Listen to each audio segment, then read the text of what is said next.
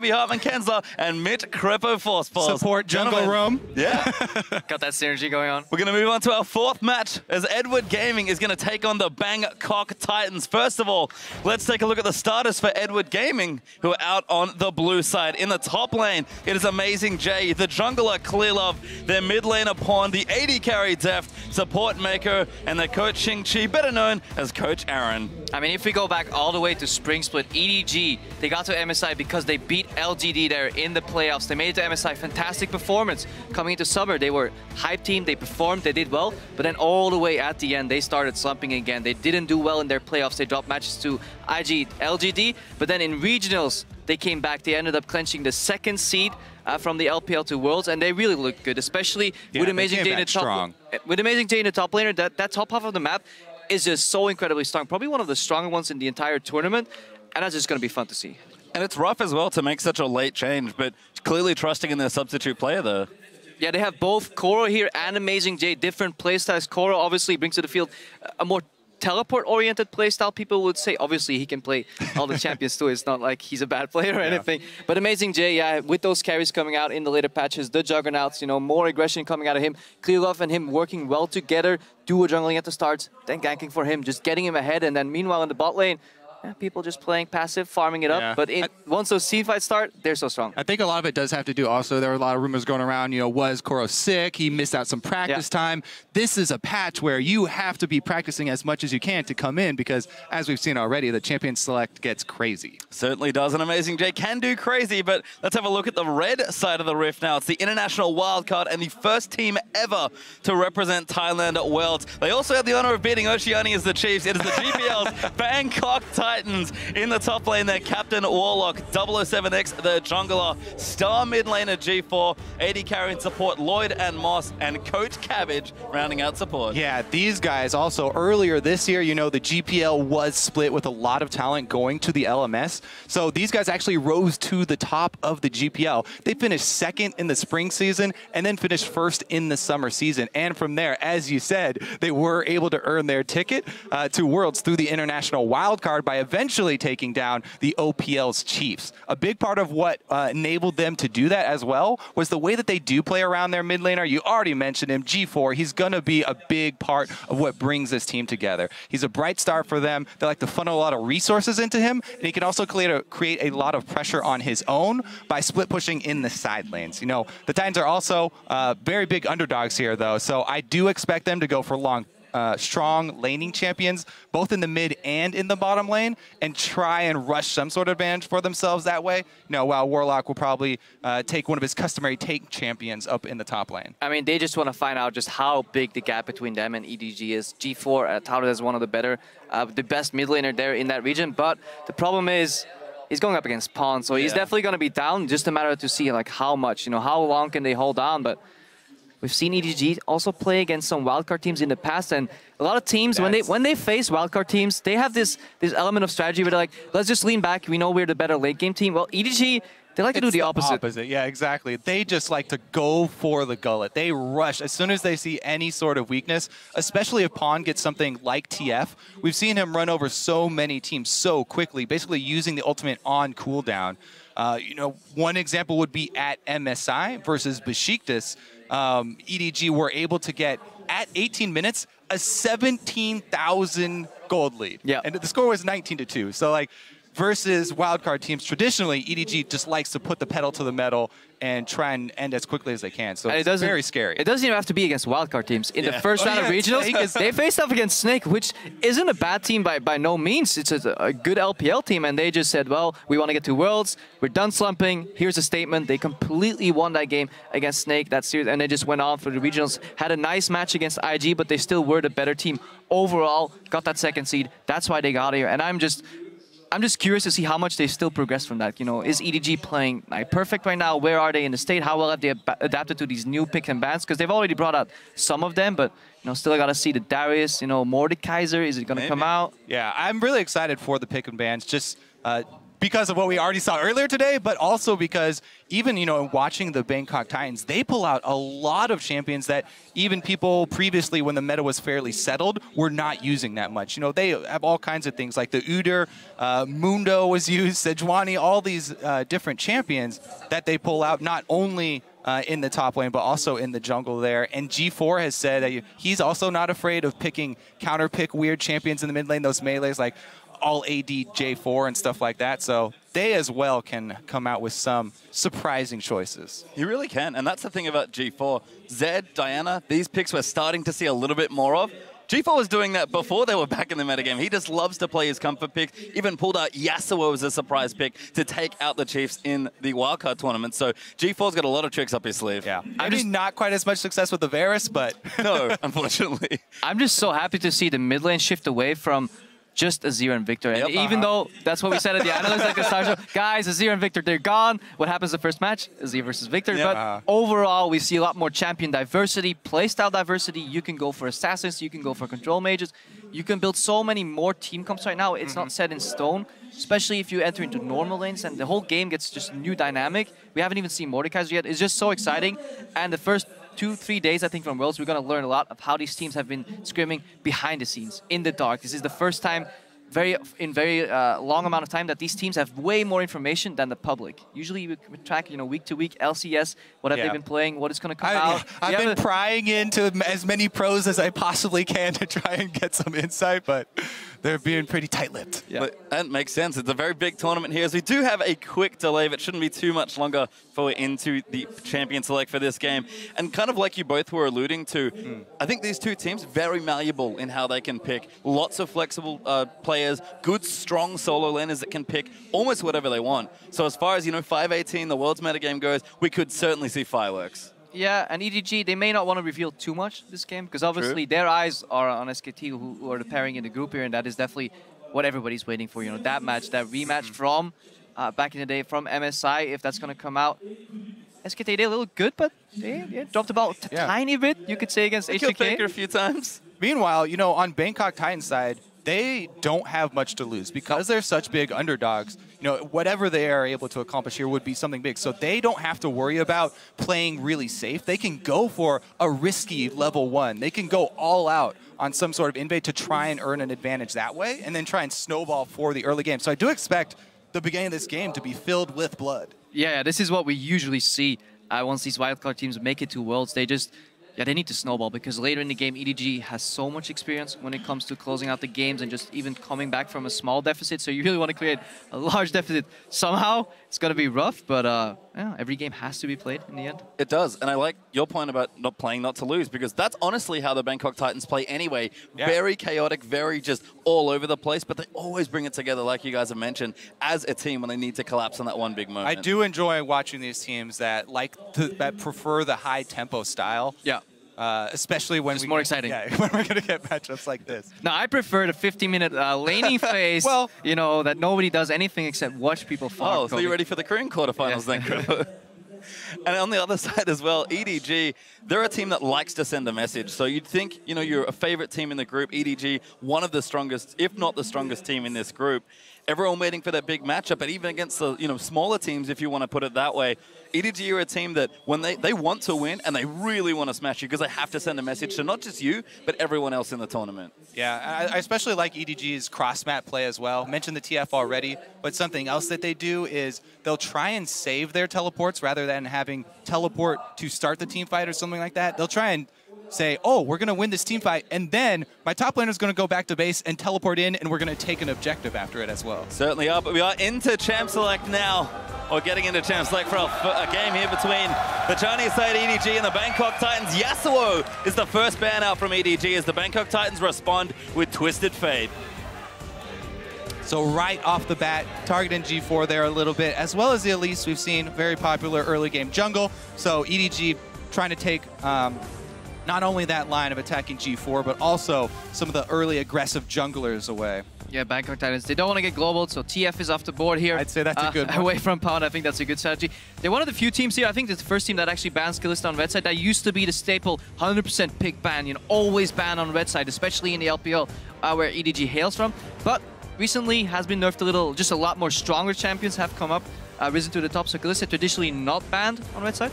Bangkok Titans still a fan of it. Yeah, that's interesting too, because I do expect Lloyd to go with an AD carry that is very strong in the laning phase and try and play aggressively. But how do you play aggressively on Deft and Mako? They're probably the masters of just... You never know until you try, Crepo. Yeah, that's true. Well, you're the support player, huh? Well, we do have a Mordekaiser ban there as the last one from Bangkok Titans. Lulu on the side of EDG, fairly standard there. And Amazing J, he's going to go through a bunch of champions. He will settle on Gangplank. I do like the Garen hover He over loves as well. Garen. O2, even before the rework. Yep. But yeah, Amazing J looks like he's going to pick up the flex pick for his team. It could go to him. He could keep it. They obviously have already shown that Pond will play it in the mid lane as well. Yeah, definitely being able to flex that Gangplank is important because there are counter picks available, like the Riven. Even Fiora does well because you can repost a lot of the damage that he puts out with the barrels and prevent, you know, the big chunking that he can do in lane. Having the ability to flex that just gives you so many options. Yeah. Titan style, Braum has to be picked up in early rotation if you do value the patch you're playing on. It's just such a strong support here, so I wouldn't be too surprised to the Titans pick that one up, but plenty of options here with about 15 seconds left for the Thai side. Running out of time though, and you know, like you mentioned, EDG already have a strong first pick, and they are going to go Rek'Sai Braum as their next two. Yeah, 007, good versatile jungler here.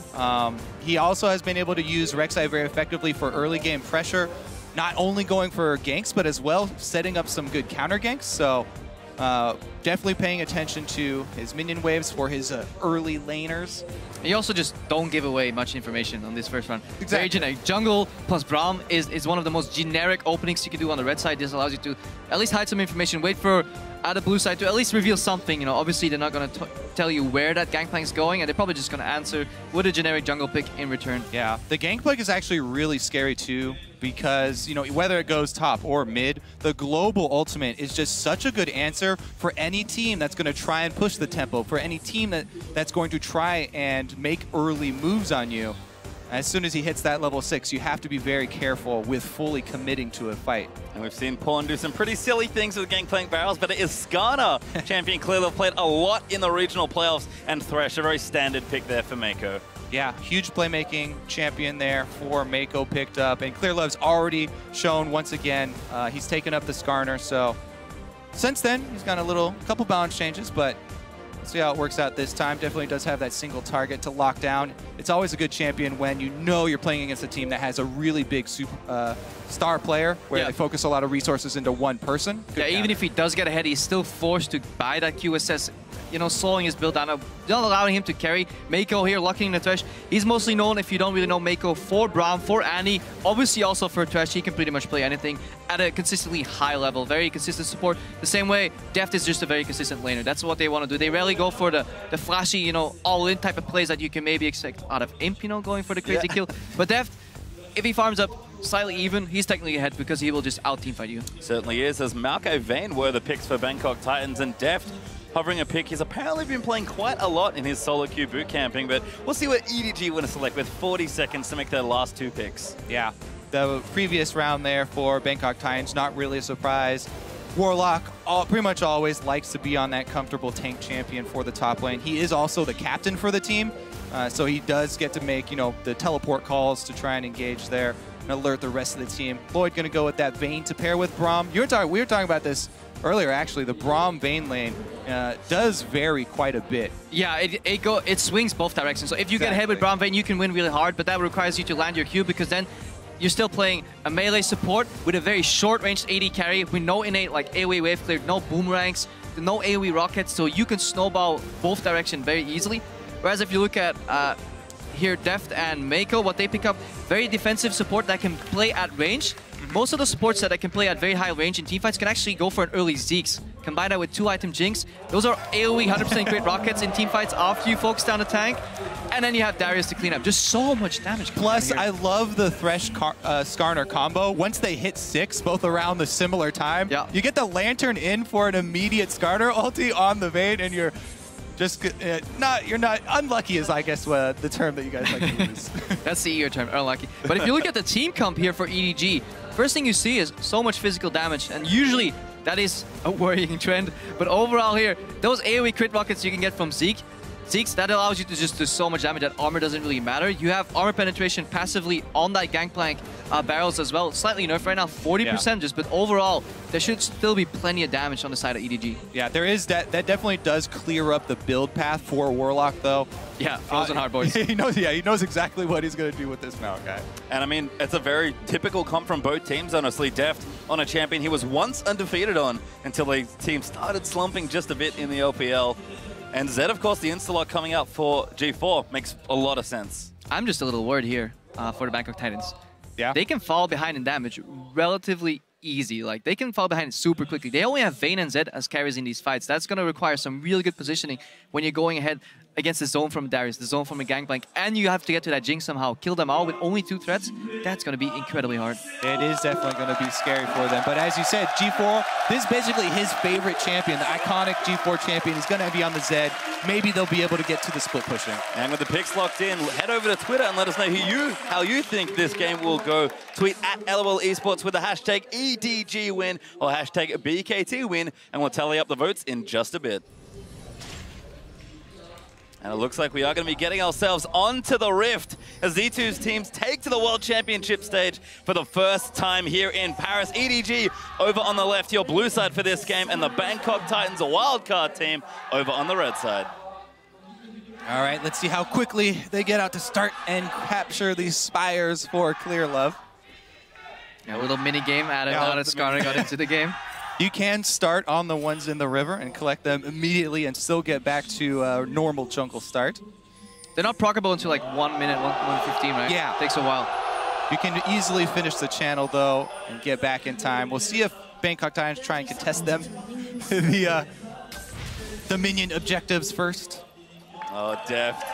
Showing a bit of flair there with that new summoner icon. Always looking good.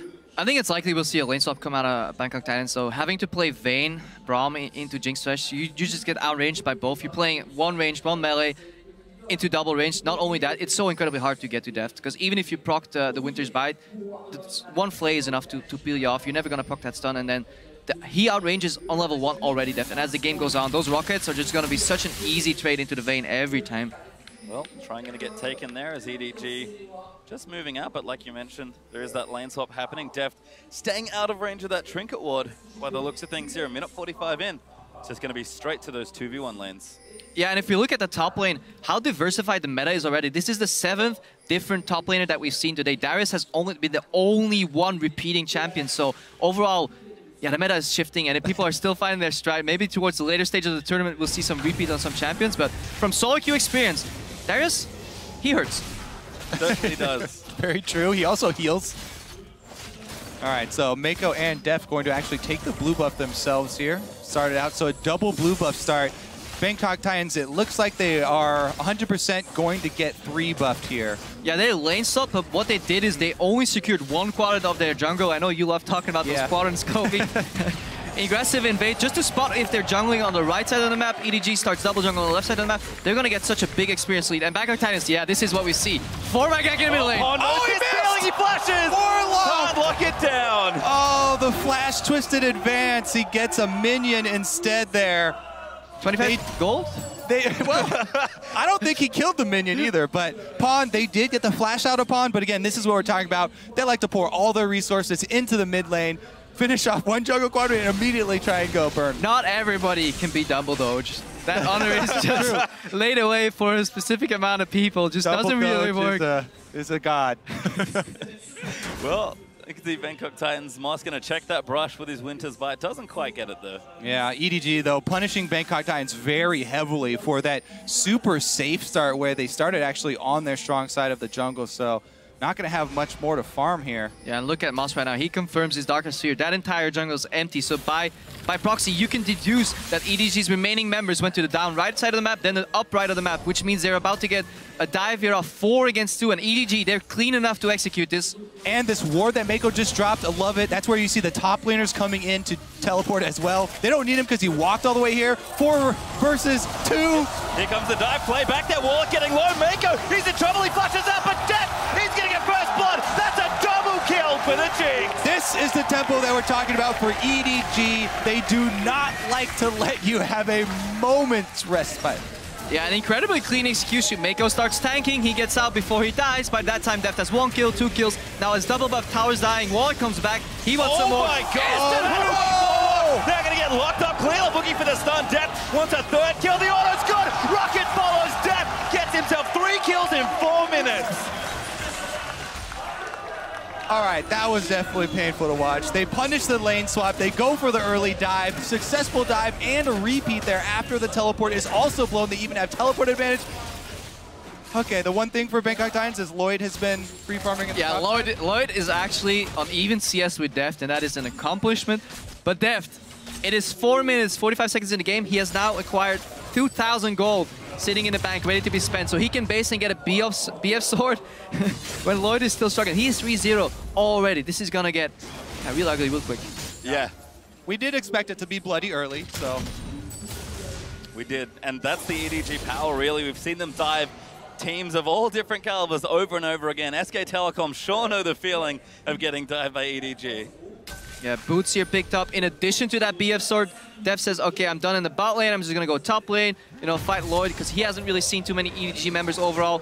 Amazing J ahead of Warlock in, yeah, not in farm, but 2 levels up, I think, in XP overall. So EDG, yeah, completely in control already. And teams should take note. Yes, this is, you know, a massive lead for EDG, and they're huge favorites to win this. However, EDG being able to finish out when they get leads this big is something that you need to pay attention to. Immediate pickup on pink wards here, immediately looking for deep vision. They're trying to cut off any sort of resources from Bangkok Titans. Deft can now aggressively trade with that red buff and those rockets, and immediately, as you said, you know, how do you snowball an advantage? You pair your jungler with your support. You aggressively move and you find the enemy jungler. Once he's out, you can't even gank anymore because you know exactly where he is. And Pawn, even though he got ganked early, he had to blow his flash, he's now completely controlling the pace in the mid lane against G4. So Bangkok Titans, they're crumbling left, right, and center already.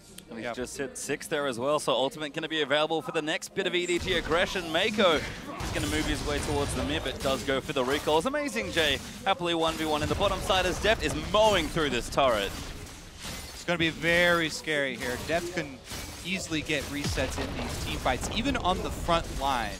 No matter how much money Warlock pours into armor, Deft is just so far ahead. It's a really unfortunate feeling as a tank when you're you know you have a clear path, and yet you just can't get enough money off of the map to even take a couple rockets from Jinx. Also, if that lane ever matches up 1v1, Vayne against Jinx gets incredibly hard. The worst part of that matchup is BF plus pickaxe against Cutlass. If you ever find yourself in that situation, you rarely do because the way the game plays out traditionally.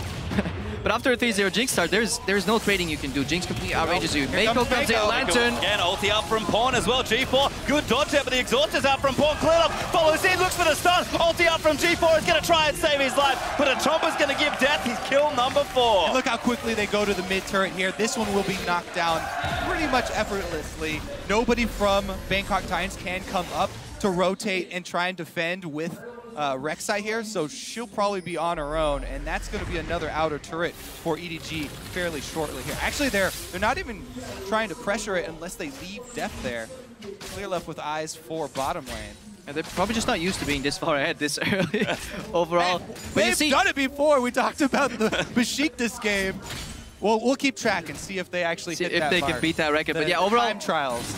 Time trials. They're playing against EDG's Ghost, you know, in those map races. But overall, EDG, they don't extend these laning phases either. Like, they choose to go move Deft away from that bot lane and then go top for some more pressure on the tower. They don't really play the solo queue game where they keep going 2v2 and try smashing each other just for a kill and then base. So they're really playing the map right now. They went for a tower. Deft, yeah, kind of afraid whether Moss is in there or not because Mako was roaming before. Now Mako comes back, and that should be a very, very easy 2v2 here.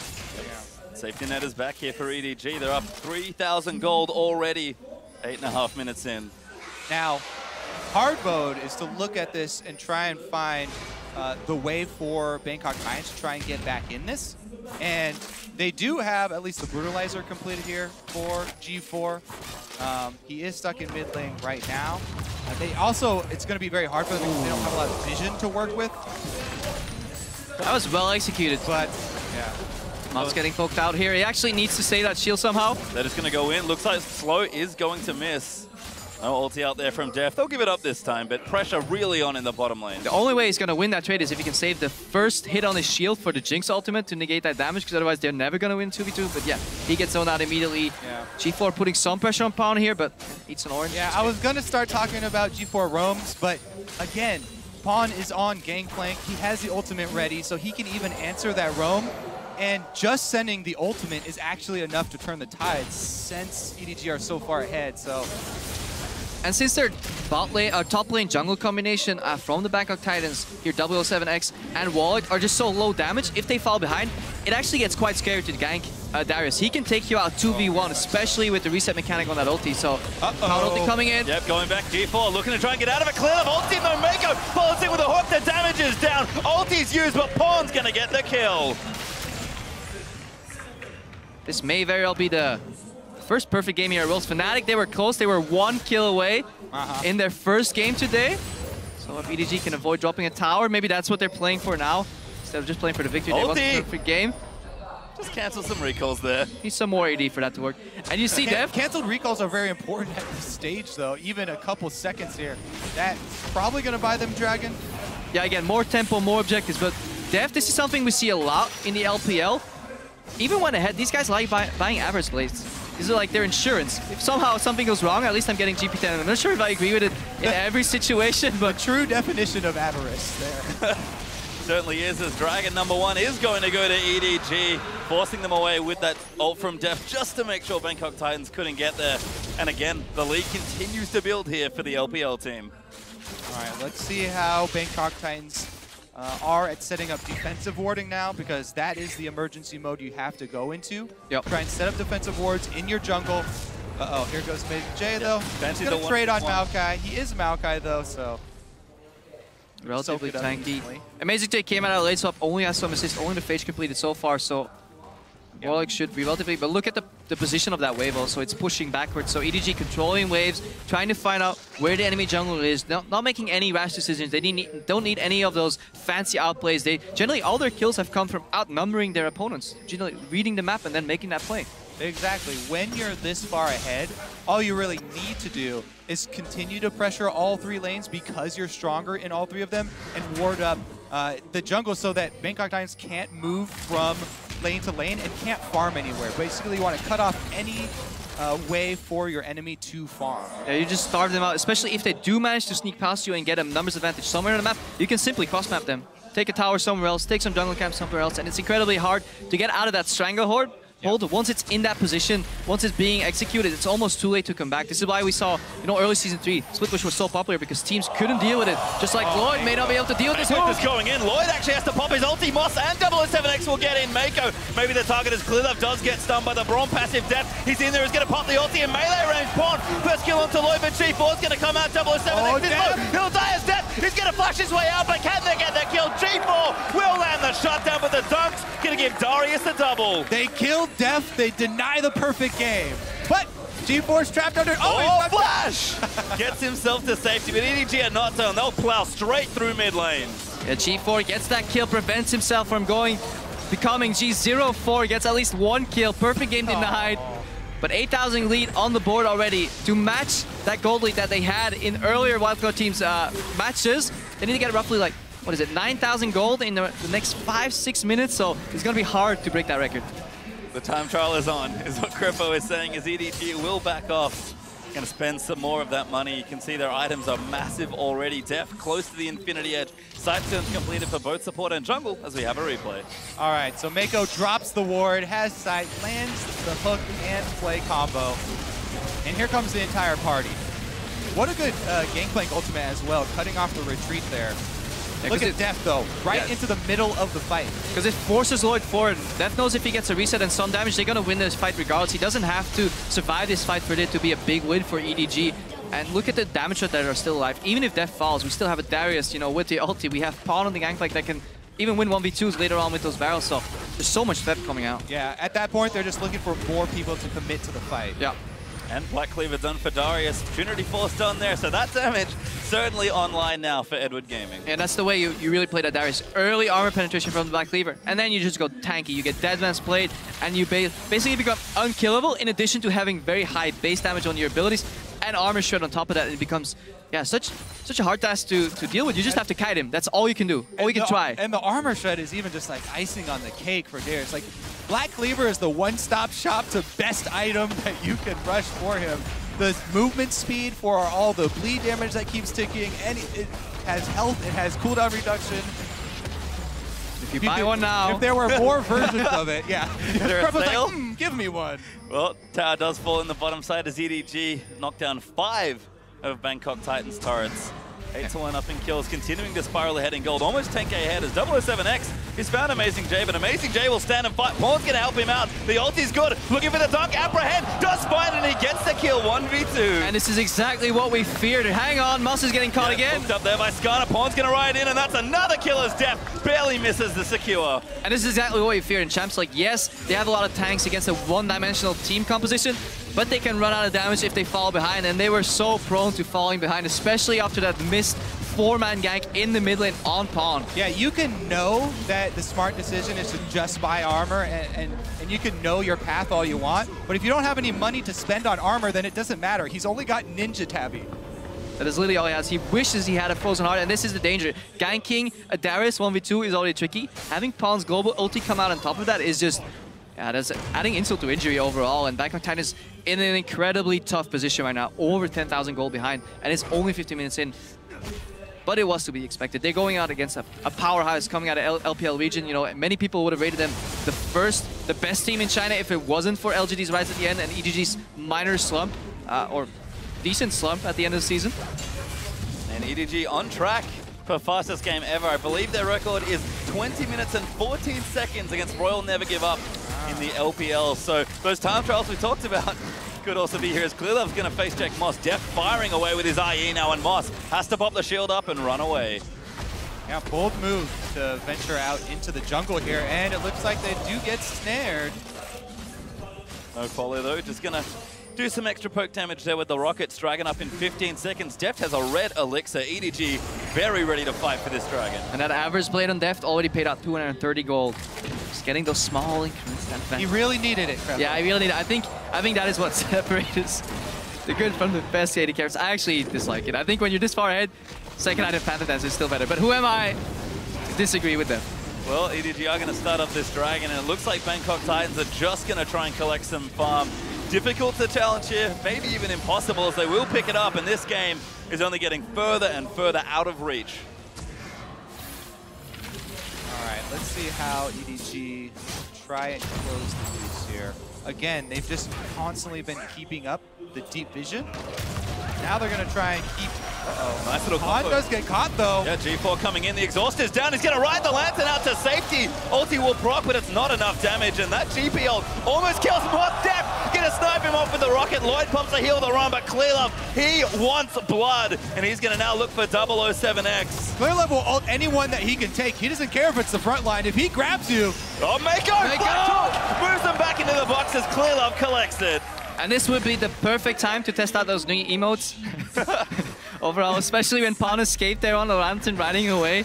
I really do love the team spamming emotes. I'm actually waiting for one of the really trolly players to take the emote of the opposing team. That's the next level emote strategy. You can even use them when you're dead, I believe. So that's, even from the grave, you can contribute to a pleasant viewing experience. Well, that's great for you, Krevo. That's how I found out. You know, I do die a lot. 18 minutes, first inhibitor goes down. EDG. Yeah, 13,000 gold now. I hate to break it to you, but I have been informed that the refs are not allowing them to take the other team's emote. So we'll keep it clean. You can only use sportsmanlike pride in your own team. Well, they've shown a lot here, have EDG. As the minute hit does go down, Bangkok Titans going to struggle to keep Edward Gaming out of their base at this point. Just so many items. Giant's Belt for Amazing J. More tanky items out for Clearlove. A Brutalizer for Pawn. The static shift completed for Deft. And it's just a couple Blade of the Ruined Kings on the other side. Yeah, and we touched about how one-dimensional the damage coming out of EDG was, but if you look over, Vayne and Zed, the only two carries, the only two threats on Bangkok Titans are also just, you know, either 80 damage and a hit of 2 damage. That is if Vayne actually gets 3 attacks off, which is getting increasingly more difficult as these fights progress. So right now, even those bruisers, stacking armor, they become so difficult to kill. Yeah, and you already touched on the armor shred from Darius. Gangplank has his own built-in armor shred as well, so Jinx doesn't care because she has like a full item up on anybody else in the game. The play, he'll land the hook though. Clearlove gonna follow in. Wow, Pawn's ulti sets it up as Def snipes it with a zap. High accuracy this game from Mako on the death sentences so far.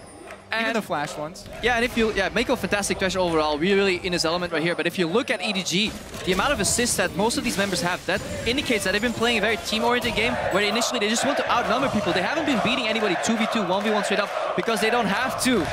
Crowd is a big Mako fan here, chanting his name, always fun to be. Well deserved. A high kill participation on most members here. Finally, Clearlove finds G4. Trouble now as Def just kills him before the ulti can even pop. EDG now going to funnel into that base, look for more kills, but they'll be more than happy to take another inhibitor. All right, inhibitor number 2 down. They're going to go for Nexus turrets next. And Def is just looking to end the game. We talked about it, 20 minutes 14, I believe, so they might be on the clock here to try and race it. Don't know if they can do it, but the Bangkok Titans are going to try and keep it in. The ulti's out. Good block there from Moss. And you can see the pings on Baron. EDG, they do love themselves an early Baron. Yeah, look at those pink wards. 5 pink wards, 1 in each corner.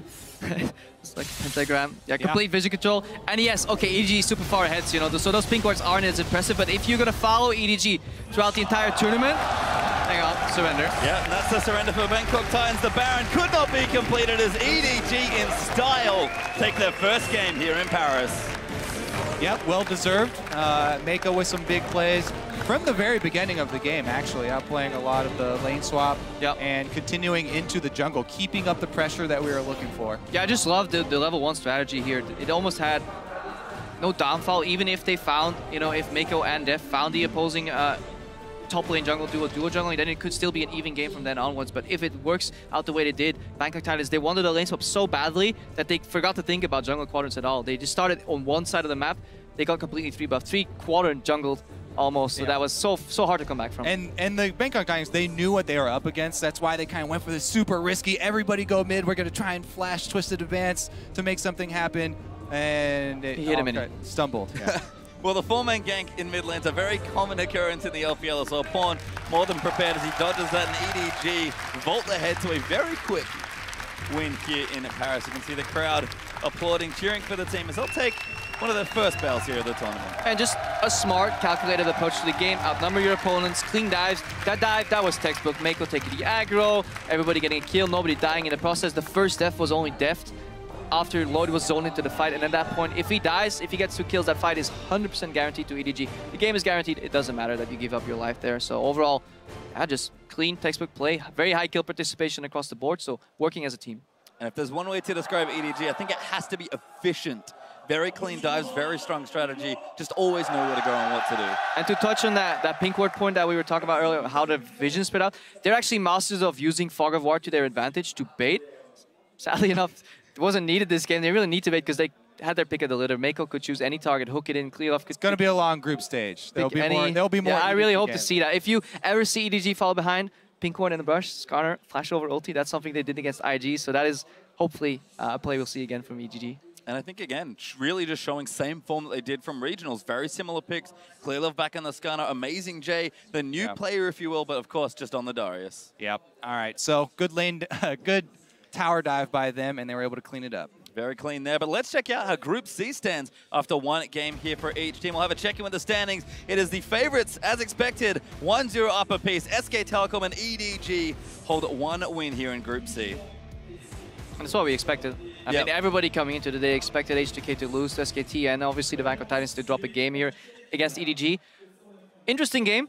H2K against SKT though, overall a little slightly closer than people expected, but still a very large disparity overall between the two teams. Yeah, there have been some exciting games so far, especially the champion select. We're going to continue to monitor the day 1 champion select. Like, how many new top laners can they find? They've only had 1 replica. Only Darius has been picked twice. For the rest of the games, every game a single new top laner. So eventually, they got to run out. And he's already found himself on the ban list as well. Yeah. So Darius is definitely extremely high priority. I don't know how much Amazing J you guys have watched, but I can promise you there's probably a couple more top laners if you guys want to get excited. I'm actually still waiting for the Olaf, to make his rotation actually. because he's definitely something that Amazing J has played before as well, and something that people kind of forget about when there's so many new toys on the block for the top lane. They're like, oh, all these juggernauts. Olaf was like the original juggernaut of the top lane. He still has good matchups. Yeah, he played it in the matchup against IG actually to get that final victory or one of the final victories to get here as a second seed to Worlds. So he definitely can play that champions. Overall for the tournament, I think we've seen almost all top laners against the Olaf. We've even seen Gnar, which I don't think is that high on the priority list anymore. But I just want to see more Fiora. We saw it once only, and I think the champion is incredibly strong, especially when you have really, really good repulse mechanics. You can dodge so much damage. You can dodge a lot here, but we do have Shock standing by with EDG's jungler Clearlove to get an insider's perspective on that game. Yes, thank you very much, guys. Indeed joined here by EDG's Clearlove after that victory, and Wenson helping here out with the translation. Congratulations, first off, in your very first game here at Worlds. Thank you. Thank you. Anyway, it was an underdog match for the Bangkok Titans going in, yet you guys were very convincing. Something I would like to talk about is the Skarner pick. We saw it earlier in the day from the side of IG. Didn't work out. How have you played him, and how do you make him work? 你们这次有一个就是非常完美的胜利，然后他注意到了你的 Skarner 用的非常好，想问一下你对 Skarner 这英雄有什么心得？这英雄的话，就是前6级就很法力，如果到6级后2打2、3打3打团都很厉害，所以说这是我选择他的原因。Okay, Skarner is relatively weak pre-level 6, but ever after level 6, no matter in 2v2, in 3v3s, Skarner extremely strong, and that's why he picked it. Okay, it worked out really well, also in synergy with that Darius top lane, and that was on Amazing J. How has it been for the team adjusting to playing with Amazing J, and more precisely, your synergy with him? How has that been going?